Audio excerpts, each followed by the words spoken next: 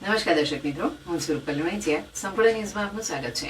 થરાદ પોલીસે ATM card બદલીને એક મહિલાના ખાતામાંથી રૂપિયા 25,000 ઉપાડી લેનાર આરોપીને ઝડપી પાડ્યો છે. આ ઘટનામાં 8 જાન્યુઆરી 2026ના રોજ બની હતી, જેમાં રડકા ગામના પ્રવીણગીરી ગોસ્વામીએ મહિલાને મદદ કરવાના બહાને છેતરપિંડી આચરી હતી.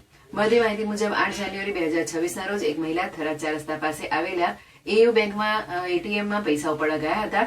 તે સમયે ત્યાં હાજર પ્રવીણગીરી ગોસ્વામીએ તેમને પૈસા ઉપાડવામાં મદદ કરવાની ઓફર કરી હતી. તકનો લાભ ઉઠાવીને તેમણે મહિલાનું એટીએમ કાર્ડ બદલી નાખ્યું અને તેમને નકલી કાર્ડ આપી દીધું. આરોપીએ મહિલાને જણાવ્યું કે પૈસા ઉપડતા નથી અને તરત જ બીજા એટીએમમાંથી મહિલાના ખાતામાંથી 25,000 ઉપાડી ફરાર થઈ ગયો. છેતરપિંડીનો અહેસાસ થતા મહિલાએ થરાદ પોલીસ સ્ટેશનમાં ફરિયાદ નોંધાવી હતી. ફરિયાદ મળતા થરાદ એટી પટેલે તાત્કાલિક કાર્યવાહી હાથ ધરી હતી. તેમણે તેમની ડી સ્ટાફ ટીમને એયુ બેંકના સીસીટીવી ફૂટેજ તપાસવા મોકલ્યા હતા, જ્યાં આરોપી પાછો પાત્રો ખોટો નજરે પડ્યો હતો.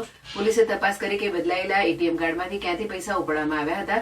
તપાસ દરમિયાન જાણવા મળ્યું કે પૈસા ધરતી કોમ્પ્લેક્સ પાસે આવેલા બેંક ઓફ બરોડાના એટીએમમાંથી ઉપાડવામાં આવ્યા હતા.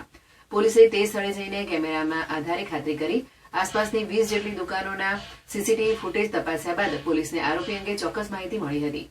બાતમીના આધારે પોલીસને જાણ થઈ કે આરોપી પીલુડા માર્કેટયાર્ડના એટીએમમાં પૈસા ઉપાડવા જઈ રહ્યો છે. પોલીસે તાત્કાલિક ત્યાં પહોંચી આરોપી પ્રવીણગીરી ગોસ્વામીને ઝડપી પાડ્યો હતો. પોલીસે ચોરી કરાયેલા પૈસા પરત અપાવવાની કાર્યવાહી પણ હાથ ધરી છે. થરાદ એટી પટેલે જણાવ્યું હતું કે પોલીસ અધિક્ષક દ્વારા આ ઘટનાની તપાસ માટે એક ખાસ ટીમ બનાવવામાં આવી હતી. આ ટીમે સઘન તપાસ બાદ રડકા ગામના ગૌસ્વામી પ્રવીણગીરીને ઝડપી પાડ્યો છે. પોલીસે હાલ તેની પાસે મુદ્દામાલ અને એટીએમ કાર્ડ રિકવર કરવાની કાર્યવાહી કરી રહી છે.